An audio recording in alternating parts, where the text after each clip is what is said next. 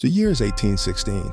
The Industrial Revolution is grinding its gears into motion, transforming quiet countrysides into smoky factory towns. Machines are replacing hands, steam is replacing muscle, and society is shifting at a pace that feels almost unnatural.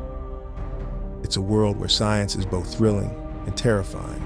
Nature, once seen as divine, is now something to be dissected, measured, and conquered. And amid all this, a young woman dares to write a book. Mary Shelley was part of a world that wasn't quite ready for women writers, especially not ones tackling philosophy, theology, and horror in a single breath. Female authors were often dismissed, disguised, or domesticated by publishers. Even when Frankenstein first appeared, it was published anonymously. The assumption that Percy Shelley, her husband, must have written it. Of course he didn't. But that was the atmosphere: suspicion, limitation, and polite condescension. Oh, and Queen Victoria had just been crowned a few years later, which would eventually reshape how women in power and in print were viewed. But in 1816, Mary wasn't royal. She was revolutionary. This is a story about science, ambition, isolation, and a monster. She was barely 19 when she created a story that would outlive her. A story about science, ambition, isolation, and a monster. But what most people don't realize is that Mary Shelley's Frankenstein wasn't just inspired by the Enlightenment or ghost stories around a fire. It was fueled by the Bible, specifically by Genesis and the fall from Eden. Mary Shelley, the woman credited with inventing science fiction, was also quietly wrestling with creation myths, rebellion, and divine punishment.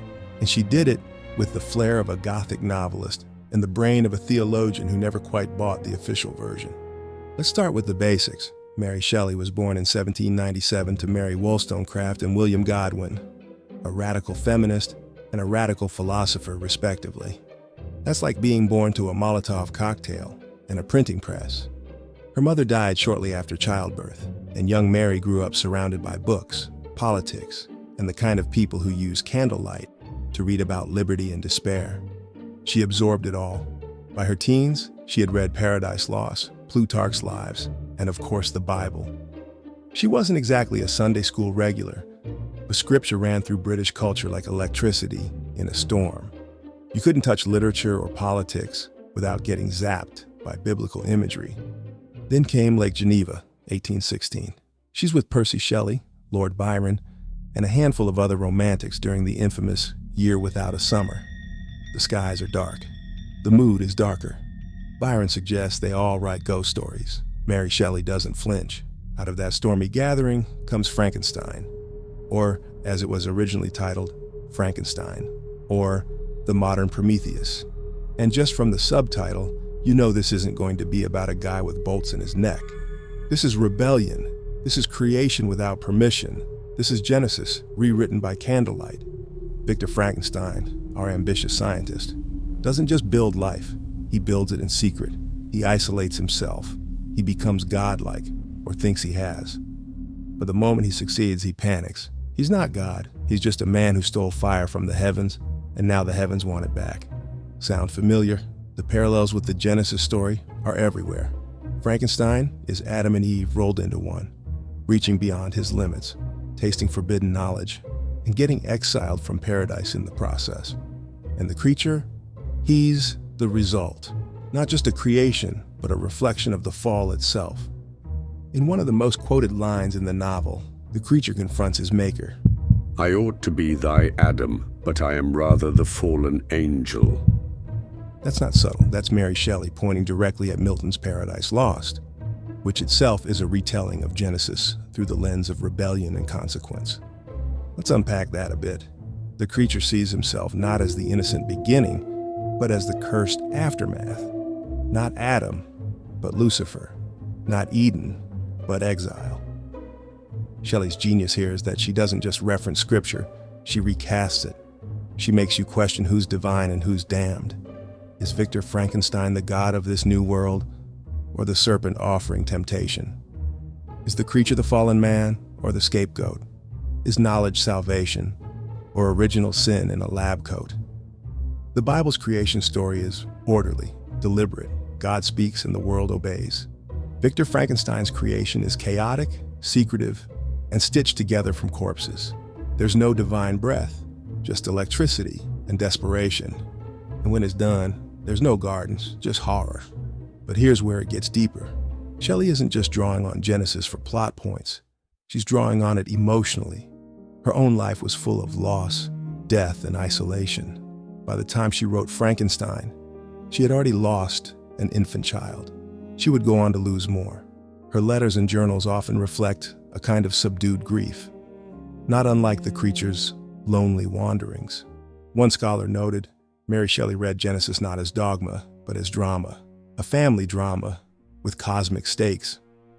Exactly. And in Frankenstein, she recast that drama with a scalpel. In Genesis, when Adam and Eve sin, God punishes them, but also clothes them. There's wrath, but there's care. In Frankenstein, Victor flees. He can't even look at his creation. No fig leaves, no comfort, just horror and abandonment. And what does the creature do?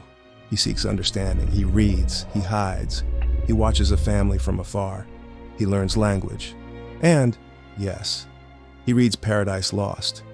Shelley even gives us a mini literary analysis from the monster's point of view. He says, "It moved every feeling of wonder and awe that the picture of an omnipotent God warring with his creatures was capable of exciting." The monster doesn't just consume the Bible. He reacts to it emotionally, intellectually. He's not evil. He's aware. He's trying to understand why he exists, why he suffers, and why his maker hates him. Sound familiar again? Mary Shelley gives her creature the inner life of a prophet, questioning, lamenting, hoping. If the book of Job had a cousin in a horror novel, it would be this. And if Genesis gave us the first creation story, Frankenstein gives us its gothic mirror, warped, painful, and profoundly human. And yet, Shelley's critique isn't just theological, it's cultural. Victor Frankenstein is the embodiment of Enlightenment arrogance, reason without empathy, discovery without morality. He believes he can improve nature. Instead, he makes a monster. This is where the humor, if we can call it that, creeps in. Because for all the lightning and grave robbings, Victor Frankenstein is basically that guy in a startup who says, "Let's disrupt biology," and then runs screaming when it actually works. Shelley's subtle wink is that playing God isn't just dangerous, it's embarrassingly naive. Creation isn't a trophy, it's a responsibility. The Bible knew that. Shelley knew that. Victor? Not so much. And here's another twist. In some early versions of the manuscript, the creature is more articulate than Victor. He speaks in long, poetic passages. He quotes literature. He references verse. Meanwhile, Victor's a nervous wreck. It's as if Shelley is telling us the monster isn't the one with stitches. It's the one who refuses to listen. Shelley was also influenced by her unique education. Raised in a home that prized intellectual debate and literary exploration, she was encouraged to think critically about philosophy, politics, and religion. Her father, William Godwin, was not just a writer but a political theorist who questioned traditional authority. Her exposure to these ideas laid the foundation for a worldview that saw creation as more than just divine. It was an act of consequence and complexity. When Mary eloped with Percy Shelley, a poet equally radical in thought, their shared passion for questioning norms intensify. Percy's atheism and embrace of free will further shaped Mary's musings on moral responsibility, justice, and the power of the individual. In Frankenstein, these ideas crystallize. The act of creation isn't sacred by default. It's judged by its consequences. As she matured, Mary Shelley didn't walk away from faith entirely, but she certainly reshaped it. Her reflections on the divine became less about dogma and more about ethical duty. She saw humanity's search for meaning, whether through science, religion, or art, as a risky but necessary quest. Her letters express admiration for biblical themes of mercy and justice, even as she questioned institutional religion. Her creature's tragic longing for acceptance is, in many ways, a meditation on the biblical idea of grace withheld. Mary also believed in the enduring relevance of biblical stories, not because they were static, but because they could be reinterpreted. She saw Genesis as a lens, not a locked door. Her use of biblical motifs wasn't sacrilege, it was inquiry. In fact, she once wrote in her journal that stories like that of Adam and Eve still held the mirror to our aspirations and our fallibilities. And perhaps that's why Frankenstein still resonates. It taps into that ancient fear. What happens when creation asks why it was made, and the creator has no answer? So what are we left with? A book written by a teenage girl that outsold most of her male contemporaries, a story that redefined science fiction, and a novel that smuggled a Genesis critique inside a thunderstorm. Mary Shelley never claimed to rewrite the Bible, but she questioned it. She wrestled with it. She took its most sacred themes, creation, rebellion, exile, and made them terrifyingly human. And maybe that's the point. The Bible begins with a question: where are you? It's what God asked Adam in the garden after the fall. Mary Shelley answers through her creature. I am alone and miserable. In that gap between divine call and human replies lives the power of Frankenstein, not as blasphemy, not as heresy, but as reflection, as warning, as literary lightning.